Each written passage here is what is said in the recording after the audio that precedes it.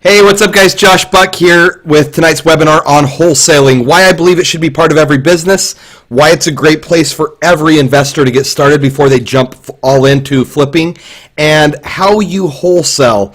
There's some complexities to it because of how the marketplace has changed, because of competition. So we're going to go over all of that. So I'm going to give you guys 30, 45 seconds here to jump on. Grab a pen and a paper. Like always, take notes for our live question and answer session and to take down the notes of what we're going to go over. I'm going to pack this full of as much information as I possibly can. So the next 30, 45 seconds, I'll let you guys grab pen and papers and get settled so we can get started on wholesaling and why it's important to you and how to do it right.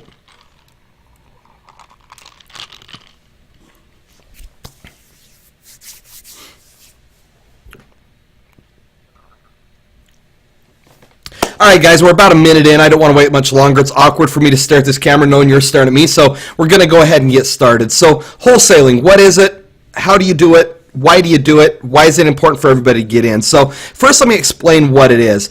There's a lot of confusion out there in the marketplace, and there's a lot of people that do this incorrectly that give those few of us that do it correctly a bad name and kind of tarnish the reputation on what wholesaling is. So full disclosure here, I don't just wholesale. I flip, I wholesale, I have some rental properties, I have some Airbnbs, I have a little bit of everything out there. And so I'm not just a wholesaler. However, wholesaling is a part of my business, and I'll tell you through the next hour, 45 minutes, 30 minutes, whatever it winds up being, why wholesaling is important in my business and why I think it should be important in yours as well. So first, what is wholesaling? Wholesaling is the legal term, and the way that we explain it, you're selling your equitable interest. In fact, you can put that on some of your contracts. We'll go over the contracts here in just a little bit. So the reason that it's legal and the way that it's legal is when you find a property, you're actually going to write a contract on that property. Buyer and seller are going to sign that contract, and that gives you what we call equitable interest. It gives you a certain level of control of the property. You're not actually selling the property, you're selling your position to purchase the property, and that's essentially what wholesaling is. So I'm going to back up and kind of tell you the history of how wholesaling really became really popular and why we have to get tricky now in some situations. So back in 2004, 2005, when I first got started in real estate, we didn't call it wholesaling. Wholesale has become kind of a seminar term or an education term. We've put a name to it. And so, but it makes a lot of sense why we call it wholesaling. It's the same as if you're selling shoes or groceries or any other commodity. There's a group of people that sell to the retailers. They sell to the retail market. That's essentially what a flipper does. Takes a product, brings it to retail value, puts it on the retail market, and sells it to an end user. That's the retail world. What a wholesaler does is he goes out and finds those properties at a discount, sells those properties to the flipper that will then take them to retail. It's just like shoes or a purse or anything else. There's your wholesalers that find purses or shoes in bulk and bring them to the individual that will take them to the retail space. As we are doing real estate, we find properties at discount, we make a little bit of money to transfer that opportunity over to that flipper that will take it to the retail market. So it's not a lot different than shoes or purses or any other commodity. A wholesaler simply finds property in more bulk, takes it to the person that's going to take it to retail. Now the reason I have to find more bulk is typically a wholesaler makes $3,000 to $5,000 per property, but if you're doing that right, that's $3,000 or $5,000 per hour, or more money for less time, because it really doesn't take a lot of effort if you're setting this up correctly. If you want to know how to set it up correctly, watch our wholesale education webinar. We teach you how to set this up so that you have your agents working for you, you have your flyers working for you, you have all of these machines that are working to direct properties to you. So the way that we got started in wholesaling is back in 2004, 2005 and previous, when new building was going crazy, we would go into these new subdivisions and we would tie up 4, 5, 6, 7, 8 lots in a subdivision. The developer loved us because he'd have contracts on all of his lots, which he could take to the bank and start second phase.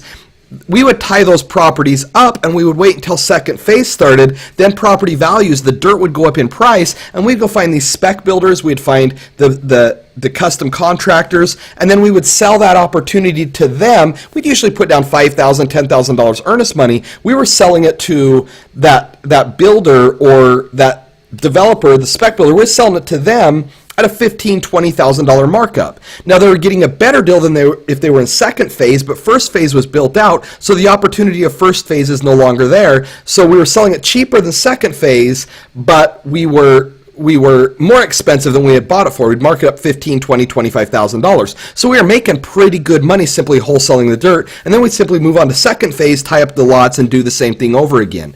So that's kind of where wholesaling started. And back then, every contract was assignable. We didn't have to have seller's permission to assign those contracts. It was really easy to do. Well, when the market went crazy and it really accelerated in value, one of the things that was accelerating that process was the scarcity in the market.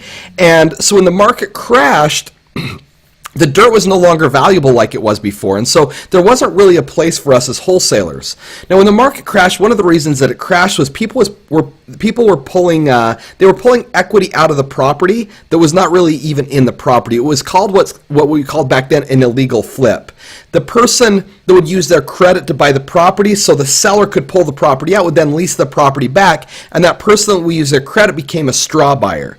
And so as now in today's modern world, there's the illegal flip, which is pulling equity out of the property that didn't exist. There was the straw buyer that wasn't the actual buyer. He was simply using his credit to buy the property so they could pull that equity out. So now that wholesaling has become more prevalent, it mirrors, or it's very similar to those illegal practices of straw buyers and the illegal flip. And so there are a lot of people in the marketplace that give us a bad name thinking that that's what we're doing. We're absolutely not doing that. What we're still doing is flipping the paper. We're selling that opportunity to purchase the property. Now, what started happening was when the bubble burst and then properties were on the market, when it started to get more aggressive, now we had real estate agents that would essentially have an offer on their table for $80,000 that they wouldn't present to the bank, the seller.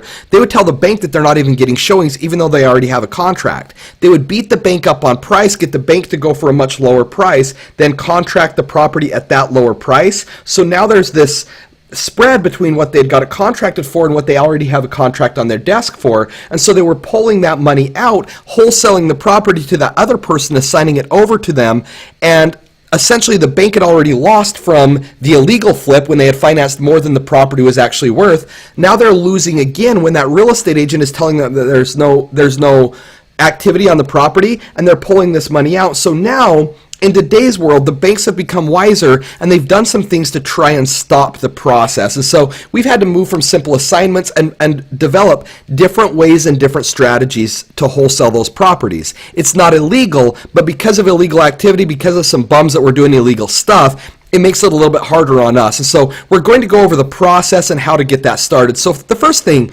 don't tell your real estate agents, don't tell other people that you are a wholesaler. That's not the way to get contracts accepted. Because of so many people that aren't doing it the right way, the minute you say, this is what I am, you're going to get blacklisted. You're not going to get your offers accepted. So we're simply buyers of properties. We're writing our offers. We're doing it legal. We're putting down our earnest money. So the first thing that you need to do as a wholesaler to do this correctly is get the contract accepted. If you're writing offers with real estate agents of properties that are on the MLS, you're going to use the real estate agent's contract, the board approved, state approved contract. That's what you're going to use. We're going to show you how still to wholesale those properties. Do not put and/or assigns in the subject line if the seller is an astute real estate investor, or if it's a real estate agent or anybody else that's around real estate a lot. The minute they see and/or assigns in that buyer line, they're going to blacklist your offer because they know what you're doing. They know that you're wholesaling the property, and the opportunity to purchase that property is not dependent solely on you. It's on your wholesale buyer's eyes, and so there's more people that need to look at it. There are more contingencies, and they don't want contingencies. That kills a lot of deals. So don't put and/or assigns in there. We're going to teach you during this webinar how still to assign those contracts without putting and/or assigns in there. So the first, when you find a property, if it's not on the MLS, if we find that property through what we call the 5 Ds, we do another webinar on duress, death, divorce, disease, and disaster. These are not real estate professionals. They don't see a lot of contracts. It's okay to put and/or assigns in there, first of all. Second of all, you don't want to use that 9 to 17 page state approved contract because you're dealing with somebody that doesn't see a contract every day. If you put that in front of them, especially if they're stressed in other parts of their life, they're not going to accept your offer simply because it's too confusing. It's got too many legal terms. It's got too many paragraphs. It's got too much stuff. So we're going to use a very simple one-page contract. Reach out to us if you want to see kind of what we use. Now, we're not attorneys, so you have to still get this vetted by your attorney or title company and make sure it's sufficient for your own individual business. We're not telling you to use this contract. We're showing you what we use and what you might have the opportunity to tweak a little bit according to the direction of your legal counsel and make it perfect for you. So the first thing is to get that contract accepted. That contract being accepted gives you what we call equitable interest. After you get the contract accepted, the next thing that you're going to want to do is secure your interest in that property, so it gives you the freedom to list the address for sale in a presentation without the risk of the potential wholesale buyer going to the seller of the property and cutting you out from the middle. If they know each other, if they find out who each other are, they can cut you out of the middle if you don't secure your interest. It's illegal. You can sue them, but you don't want to have to go through all that mess. So you go down to the title company and you're either going to record that contract with the signatures on title, which will cloud title, or you're going to record what you call a memorandum of interest. They call it a notice of interest in a couple of states.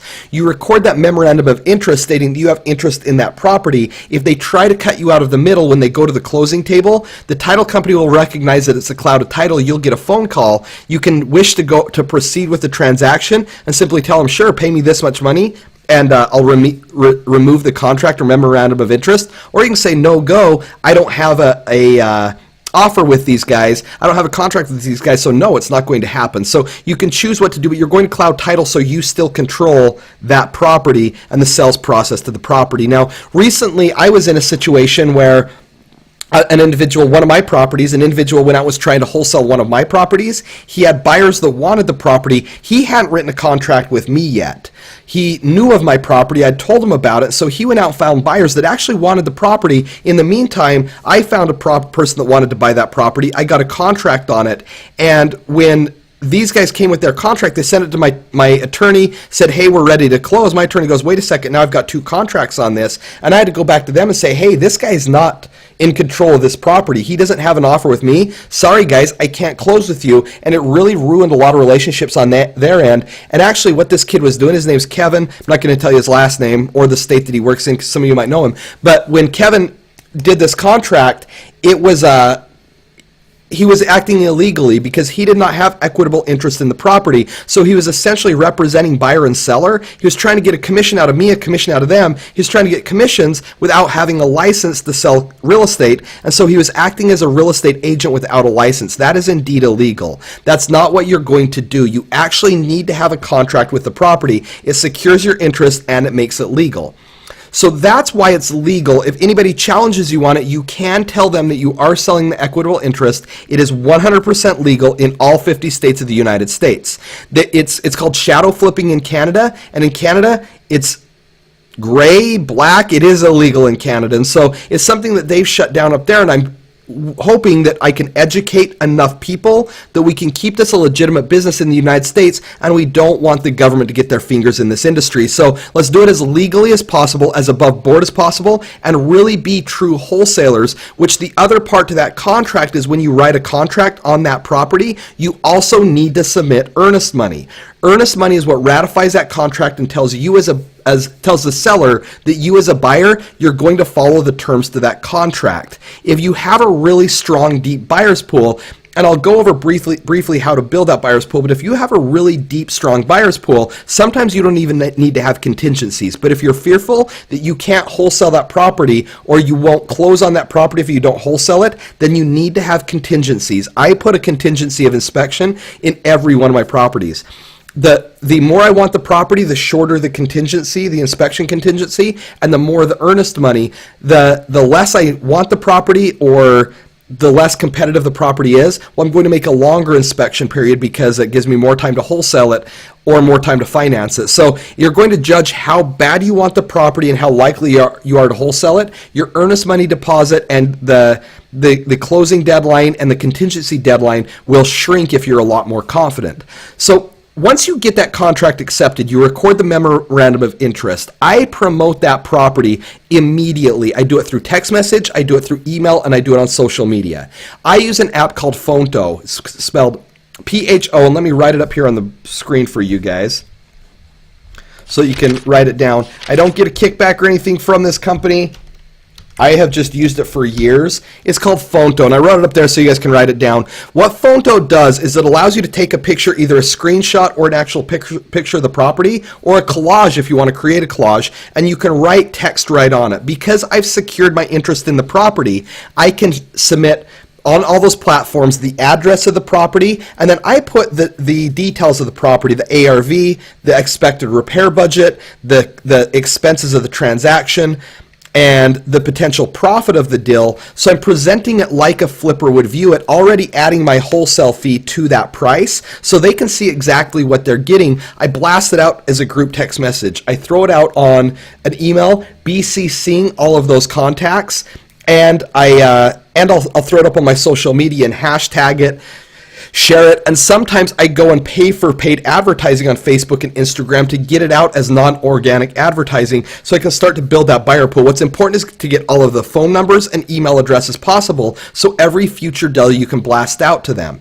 While I'm on that same note, another way that I grow my real cash buyer database is I go to meetup groups. Meetup.com, type in real estate in a radius of your hometown, and you'll see the meetup groups. When you go to the meetup group, if you have a flyer, if you have a property, when people ask, there's always the opportunity to mingle and to tell your deal. If you have a property, you will become the most popular guy in that group, and you will grow your business.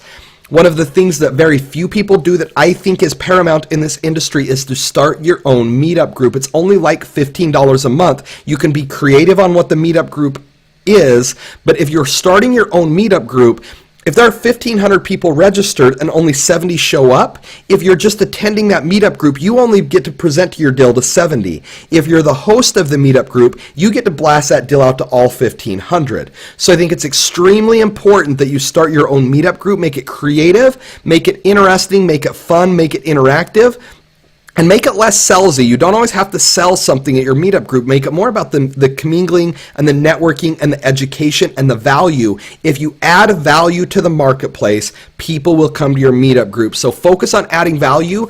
Don't focus on selling something, and it will grow your meetup group quickly. You'll have a lot more people to blast that out to. And finally, join the Chamber of Commerce. There are a lot of people that want real estate that are at the Chamber. They're real estate professionals, appraisers, accountants, loan officers, real estate agents, a whole bunch of people to blast that out to. So that's where I start to build my buyer pool. Now, what's more important is being able to find the properties. Sorry, one more place where I sell my properties to. I will go into the neighborhoods and look at properties that were bought at a large discount. So I'll see those investor priced solds, and they will be the property that I will really approach with the properties that are sold. If I find a property in a neighborhood, I see somebody already bought a dilapidated, beat up, trashed foreclosure in that neighborhood, I can go to their real estate agent or go to them through the county records, find out who they are, call them up and say, you bought one for 80 grand, you want to buy another one for 80 grand. And so if they bought one there already, I know they're a true player in the game. It's one of the difficulties of selling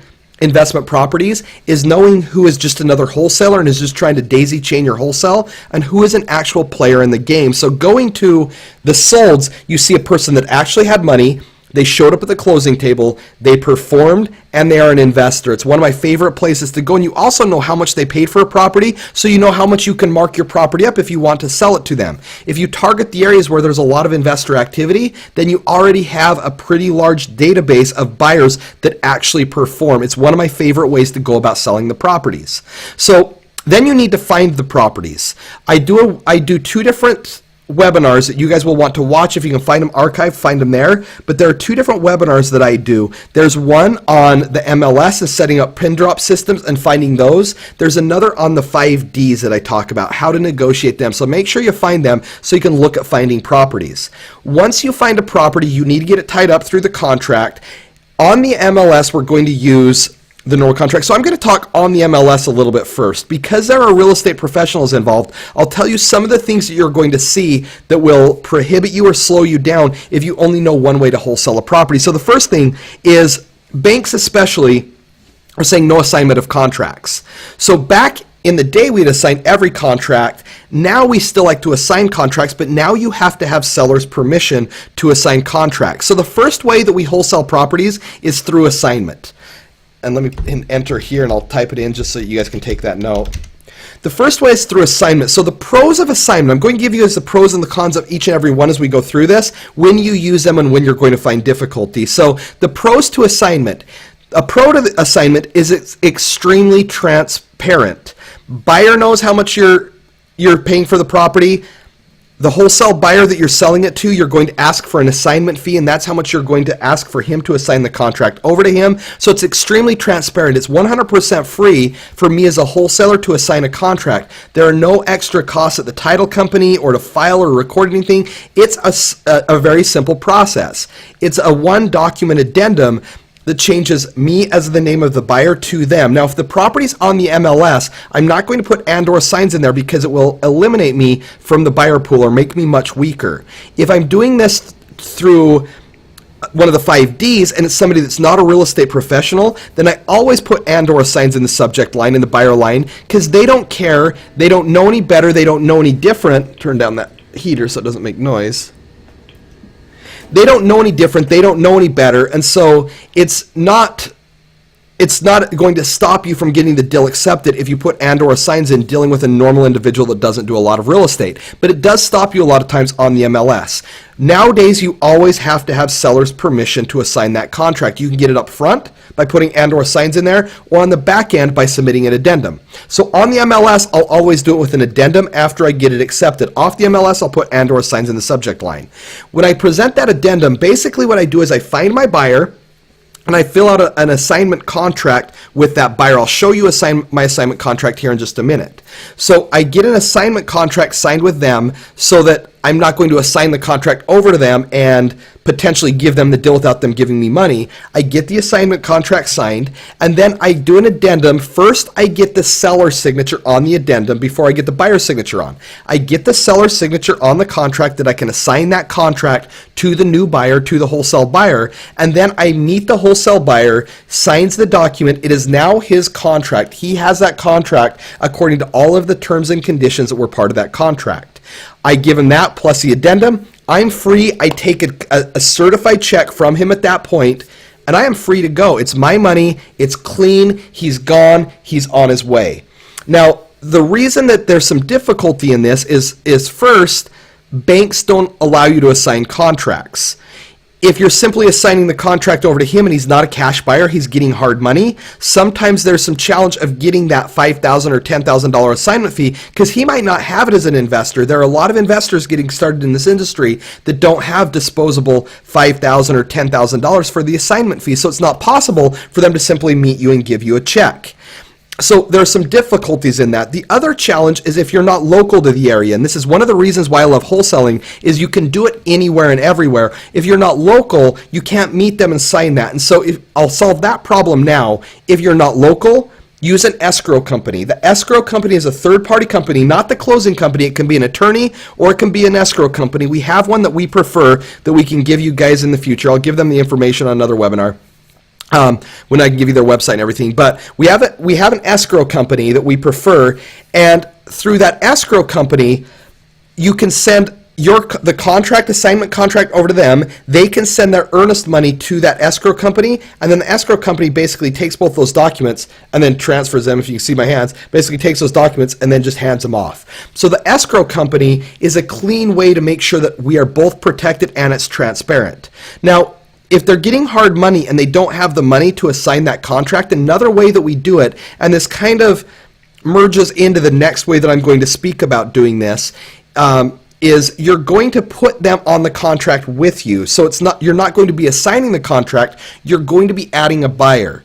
Sellers would prefer the more buyers the better because it's a more secure contract. So you assign somebody else to the contract. Now there are two buyers on the contract. When you show up at the closing table, you're not going to go on title. You're both going to show up because you're both there. You're both on contract. You both have to sign, but you only take title under the wholesale buyer's name. If it's HUD, they might make you both come on contract. If they make you both come on contract, then you simply sign a quick claim deed at the same time and immediately remove yourself off title. So that's the way that assignment can work in most situations. Now, here are the cons to it. Is it's also very transparent.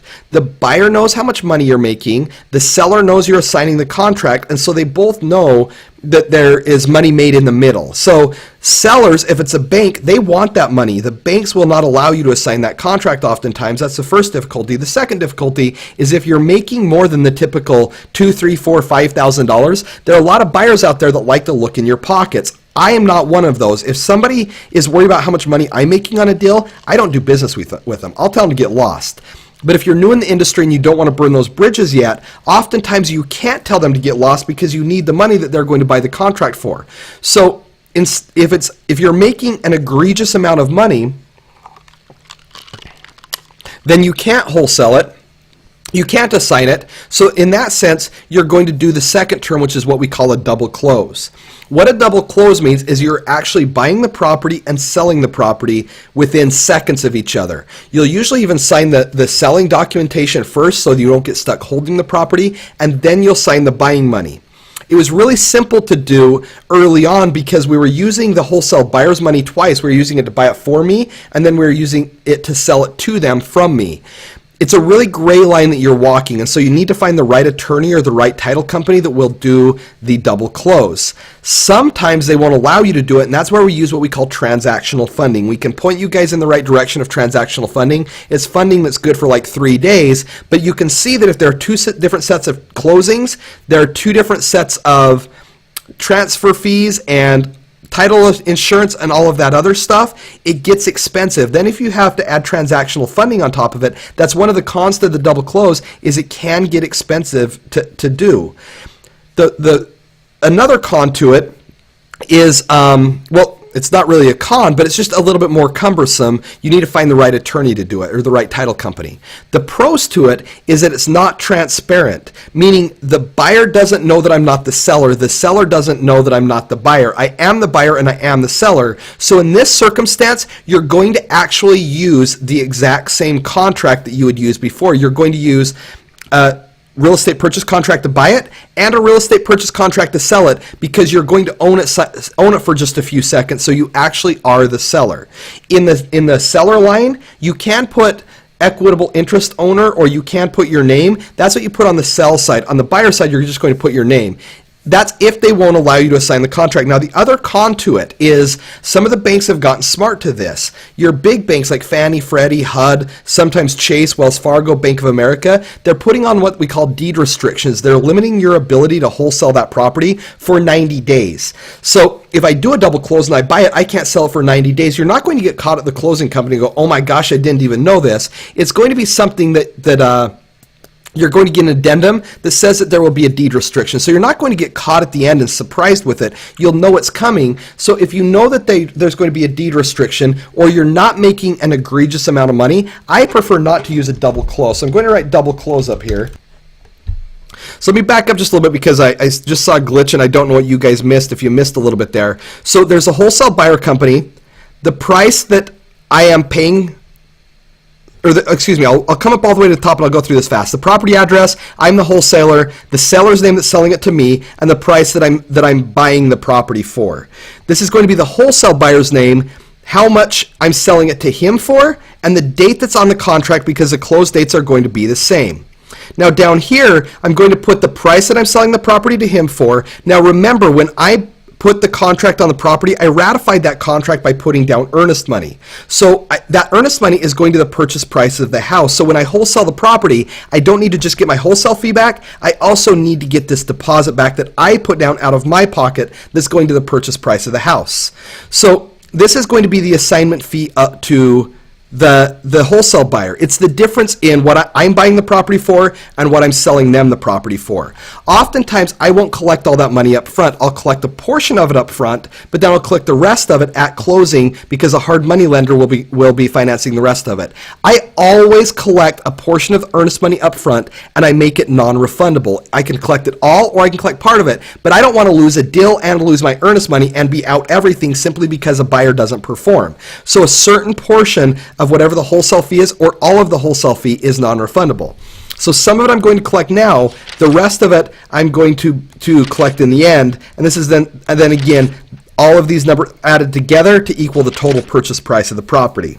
So you're going to see here that I require them to show me proof of funding, that they actually have the funding in place or the cash to be able to buy the property, and then that the contract is not binding until they actually send me money. So if they don't send me money, this contract is not ratified. I continue to market the property. So once they send me the earnest money that is non-refundable, then this contract becomes theirs, and I won't keep marketing it to other people. But until I get money, I'm going to continue to market this property. You'll be shocked how many buyers say they want it, they won't send you money, and they won't show up at the closing table. Don't stop marketing until you actually get money in your hand. And then you're going to mark here if it is refundable or non-refundable. Now, earnest money is always refundable if the seller doesn't perform. If the buyer doesn't perform, or if they decide they don't want the property, I mark that earnest money is non-refundable, but it's always refundable if the seller doesn't perform. Then the date and time of today, we both sign it. I like to get a notary on this oftentimes, because then I can just take this straight down to the title company and record it. But if you're going to do a memorandum of interest, you don't need to get the notary on it. So going back, the next way that I like to, or the final way that you assign contracts, is selling the entity. Now, a lot of people, when they talk about selling the entity, what they're talking about is selling selling an LLC. So they start an LLC, they write a lot of offers under that LLC, and then when they get the property accepted, then they simply sell that LLC, because then the seller can't stop them from assigning the contract. So you're not assigning it, you're selling the LLC. The LLC is still the buyer. The challenge to that, there's a couple of them. First, LLCs can be expensive to start. $200, $300, $400, $500. You need your own bank account for an LLC. You need to do your own taxes for it. So not only is it expensive to start the LLC, but then there's a lot of other expenses that follow with taxes and bank accounts and all of that other confusion. The second challenge is if you're writing a whole bunch of offers under that LLC, then you get 4 offers accepted under the LLC. The wholesale buyer needs to either buy all 4 contracts, or you need to kill which ones he won't buy, so you can only assign the one contract that he actually wants to purchase. So you're going to leave money on the table through the ones that wholesale buyer won't actually buy, because the same LLC is the buyer of it. Once you sell that LLC, you're selling the rights to all of those properties. So what I prefer to use, instead of using an LLC, I use a trust. For a few reasons. A trust is free to start in most states. It's nominal expense in a couple of states where you have to register that trust. Trusts don't have to be started before the offer is written, so I can write the offer under 123 Main Street Trust, 456 Lincoln Trust, whatever the address is, I simply add trust to it. That's the name that I write it under. You can also use your name, your mom's name, your aunt's name, number 4, 5, 6, whatever. Multiple trusts can exist with multiple names because they're identified not only by the name, but also the date and the funding of the trust. That's how you identify specifically which trust it is, so that no exactly like trust exists. So you don't have to be worried about registering the name and reserving the name and all of that other stuff as in LLCs. The other thing that I love about trusts is they don't have to be recorded necessarily. They're just a document that secures that forms the trust. They don't have to be recorded with any entity. There are a few states, like where I'm at right now, I'm up by Baltimore, where you do have to record that trust, but there are very few of those states that exist. So trusts are cheap to start. Once you have the boilerplate, the first plate for it, and I'm going to show you guys what I use. They're cheap to start, they're fast, they're easy, they're transparent, and they can't be stopped by the seller. The bad part about it, they're a little bit different, so you have to educate a little bit around it. And so I'll show you the documents that I use. So the first part to a trust, this is a trust agreement. This is one that I use. I'm not saying it's one that you should use. If you want it, reach out to us, but it comes with the disclaimer, you need to get it vetted by your attorney, because there might be specifics for your own situation or state or jurisdiction that need to be different from the state. So the trust agreement is identified by the date of the trust, and then my wholesale company. My wholesale company is the beneficiary. That's me as a wholesaler. I'm the beneficiary of the trust and my address. Now, a company cannot be the trustee. That's the second part to a trust. So this has to be me as an individual. Josh Buck is an individual, and this is actually supposed to be my address. When I doctored this up to show you guys today, this is supposed to be me as the individual's address. So it's not the wholesale company name. This is the wholesale individual address. Then the next part of the trust name, of course, I name that as the address, 123 Main Street, 456 Lincoln, whatever the address is, trust at the end of it, that identifies the trust. Now, this is a small technicality that I've never seen challenged, but it's essentially a loophole that if you were to get sued through your trust and you didn't do this correctly, they might be able to find a loophole and stick it to you individually. So you want to do this correctly. Trusts have to have value. They don't consider the contract value. So it has to have actual value or actually be funded. So I fund the trust with $10. So you can see here that the trust will be funded with $10 and real property. The $10 I staple a $10 bill directly to the trust, and I'll write the serial number down the trust. That way there's no question it's been funded. When I sell this trust, when I wholesale it, the trust, the contract, and the $10 all needs to go to the new buyer of the trust. You'll see then that it has a couple of other things in there, the trust name, some other specifics to it.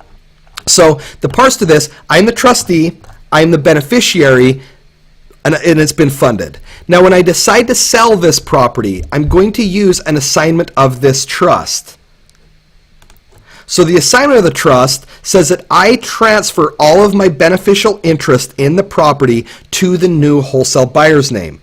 It's irreversible, so I can't go back and reverse that trust as long as the earnest money is non-refundable. So I collect a non-refundable earnest money, or I collect my wholesale fee to sell that trust to them. For that fee, I change the beneficial interest of the trust. Now they become owners of the trust. They are going to be the person to show up and buy the property. They're now the owners of the trust. Again, the seller can't stop it because the trust is still the buyer. It's just a different individual that's controlling that trust. Again, I'm collecting a wholesale fee, but I've also put earnest money in when I ratified this contract at the beginning, when I wrote the contract with the seller, and the title company or the attorney is holding that earnest money. So I not only need to charge the wholesale fee, but I also need to charge the earnest money that I put down. So again, the challenge to this is, well, let me finish this out. Now they are the owner of the trust. If you are local, the way that I love to do this is, because this needs to be notarized. As you'll see down at the bottom, this is a notarized document. I don't have the stamp of notary on here. This is a notarized document. It needs to be notarized. I meet them at my bank because my bank has a notary, so I'll meet them at my bank. My bank will stamp it. My bank will sign it. We'll transfer money, certified funds, for that trust agreement. The trust is theirs, the property is theirs to buy, the money is mine, we walk away, we're free and clear. It's a beautiful thing. However, if you're not local, again, that's where we use our escrow company. I'll do a webinar on escrow companies where we'll present the one that we recommend. You don't have to use ours. You can use an attorney, you can use other escrow companies, but I'll show you why we use ours during our webinar. But you use an escrow company because I send the trust documents, they send the money that's notarized, and they send the assignment of trust, or excuse me, I send the assignment of trust that's notarized, they send their money, it hits the escrow company, they switch documents, they give me the money, them the document, trust is theirs, they show up at closing. So these are the 4 different ways that we close on properties. Now, if you are like me, I'm a flipper first, a wholesaler second. I would prefer to flip properties, but I always have extra inventory. Wholesaling for me is a way to manage my inventory, and so that's one of the reasons why I recommend everybody be a wholesaler. If I need to flip 2 properties per month, here, let me first tell you what one of the problems are with most flippers, is they only deal in firefighter mode. They only deal with what is the challenge in front of them there. So they're only dealing on finding out properties. Then they're only dealing with financing them. Then they're only dealing with the construction. They don't always deal every day with the entire business. In order to make this a scalable business, you need to deal with the entire business every day.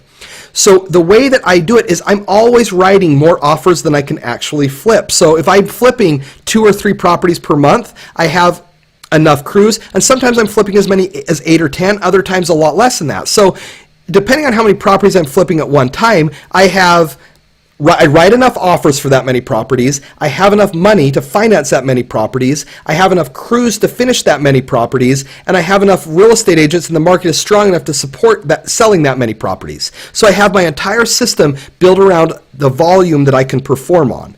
If I get an extra property accepted, if I throw it into that mix, I'll blow the whole thing up and it'll wind up causing chaos inside of my industry. If I don't have enough properties, now I've got to get my crews to go and work on my own personal residence, or they're mowing lawns or doing something that isn't profit performing for me, and so I'm wasting money that way. So I need to make sure that I have the exact system running. It's one of the ways that I can scale. So by writing more offers than I need, then now I wrote 10 offers. If I'm flipping 8 properties, I get 10 offers accepted. I'm only going to flip those 8 properties, but those extra 2, those are the 2 that I wholesale. I make just a little bit of money on those 2. Don't walk away from the profits, but it allows me to keep throwing out enough offers to make sure that I'm getting accepted more contracts than I can actually perform on, and that I'm making $3,000, $4,000, $5,000 per month. That's the first reason why. The second reason why I love wholesaling, and everybody should wholesale, is because it allows me to scale. And what I mean by that is if I flip 1 property per month, everybody should get good at flipping 1 property per month before they go 2. But if they're flipping 1 property per month and then they're writing enough offers to get 2 properties per month accepted, then they can wholesale off 1 property and keep doing the 1. When they decide to scale, they're already writing enough offers for that. So they simply keep the one that they were wholesaling before, and they don't have to add any extra workload. There's no confusion to their business. They simply start flipping that 1 property, then increase the workload of offers written. So now you're getting your 3rd one that you're wholesaling. When you decide to go to 3, now it's easily scalable. But it's easy to back down off of that as well, because you get to that limit where you realize, hey, I'm too busy. I'm losing money because I'm having to hire more people, whatever that is. You can go, great, I'm just going to start wholesaling that one again. And you don't have to stop writing the offers because you've built the funnel to provide the inventory. Why walk away from money? So it makes your business easily scalable, but easily to back off of it again. So you're flipping the right business, and it becomes a lot more fun because you're not dealing in firefighter mode. The next reason why I love wholesaling is because it creates the type of active income that most of us are used to making in a normal job, or that most Americans are having. As a real estate investor, the goal should not be to spend the money that you make on a flip. A lot of people get into this thinking, I'm going to spend that money. Every dollar you spend, you're losing that dollar, plus you're losing the compounded interest on that dollar. So over the next 30 or 40 years of flipping properties, that dollar that you spent, it's not just a dollar, it's $1.25, and then it's the 25% on the $1.25, and then the 25% on the $1.40, and then the 25% on the $1.80, and then the 25%. So you're losing not only that dollar, but you're losing all of the opportunity cost of the compounding interest. So you don't want to necessarily spend that flip money. You want to build that pot up, use less hard money, use less private money, keep more of the profits yourself, and be able to spend the money that you make in wholesaling. So it's a more regular income, and you can build an income stream, $5,000, $10,000, $15,000, $20,000 a month, whatever you need to live off of. You can create that active income stream. So it creates income that most of us are used to, so we can invest the investment dollars. We can live off the active income that we're making. The next reason why, it allows me to dip my toes in the water without jumping in over my head and risking my money or a hard money lender's money or somebody else's money. There's a lot of complexities in flipping a house, especially in a new market. Dipping my toe in the water and starting to wholesale allows me to taste the market and feel the market a little bit before I go all in. So it's a way to make a little bit of money, make the money that would counteract the travel and everything else, start wholesaling those 1 or 2 properties, understand the culture of the area, make some connections, work your way into attorneys, make your way into contractors. So then when you're ready to flip, you already have your feet on solid ground, and you have a good foundation to start flipping in. A lot of our markets are becoming saturated with real estate investors. Wholesaling also allows you to do this nationwide. I can flip in one area and wholesale in 3 or 4 others. With the advent of the internet, with the things like Facebook and Instagram, social media, meetup groups, YouTube, all of these other things, you can effectively wholesale in multiple markets without ever going to that market. You can build your buyer database, you can find the properties, you can bring those 2 people together using an escrow company without ever leaving your couch. You don't have to be a flipper in order to make a good living in this industry if you're a good wholesaler. There are also people that are very, very, very, very, very good at networking and mixers and meeting people. And I have a friend that is amazing at simply getting out and meeting people. He would not be a great flipper because he doesn't follow the systems and the structures, but he's a great wholesaler because he simply goes out and meets a whole bunch of people, makes those connections. He's great at talking to people, and so he's great at connecting the two people together. He's an amazing wholesaler making a lot of money in real estate, would not necessarily be a good flipper. It also requires zero cash out of your own pocket, or I can't say zero. You need to put down the earnest money. But it takes very little cash out of your own pocket and has extremely low risk because you're not putting in the entire purchase price and repairs. You're only putting in the earnest money, and you can back out. And as long as you have your contingencies and you're backing out in the right way, you're not losing that money. So it's a lot safer. You can do it nationwide. If you're a new investor that doesn't have all of the confidence and knowledge and tools to actually flip the property or rent it, it's a way for you to make money as you're learning on the job. Get out of your job, get out of your 9-to-5 so you can put more money into this real estate. It's the reason that the most experienced investors use wholesaling, and it's a reason that all rookies should start in wholesaling. A lot less risk, great reward, less investment. You can do it nationwide. And you can make a lot of money as a wholesaler. There are wholesalers that are making more money than a lot of other real estate investors. So if you know you're going to be a wholesaler and that's the only way that you're wholesaling, that's when I recommend the trust. If you're like me and you're writing offers on contracts and you're going to flip a number of them and wholesale a number of them, then what you do is you write your offer, you try to assign it first. If they won't, then you can either go between a double close or you can use the vesting technique. So that's kind of how those different techniques all go into the same process, how I determine which one I'm going to use. If I know I'm going to wholesale, I do the trust. If I think I might flip or I might wholesale, then I write the contract under my name and or assigns if it's a normal seller that's not on the MLS. If it is in the MLS, I use and or assigns off. I simply try to assign the contract if that's impossible. Then I decide if a double close or the vesting technique is what's best for me according to that specific situation. Egregious profits, I do the double close. Normal, usual profits, $3,000 to $5,000, I'll typically do the assignment of contract. Guys, gave a ton of information over these 45 minutes. It's time for me to sign off. I'm not going to keep you guys any longer. Everybody get out there and wholesale properties. It's powerful. It's low risk. It's a way to learn. There's so many goods that come out of wholesaling properties. Everybody needs to learn this, but you need to do it right. Let's all be an army of great wholesalers doing this right, actually writing contracts, putting down earnest money, selling our equitable interest so we don't ruin our name and we don't suffer the fate of Canada and we don't make this illegal. Hey guys, thank you so much for this evening. Look forward to seeing you next week. Next week, I'm going to be in Hawaii. I don't know where you're going to be, but I'm going to love my time there. It's what I love real estate is because I get to fulfill my passion of traveling. So I'm going to come to you guys from the Big Island and leave this cold place where I'm at now. Have a great night, guys. Appreciate your time. Talk to you soon.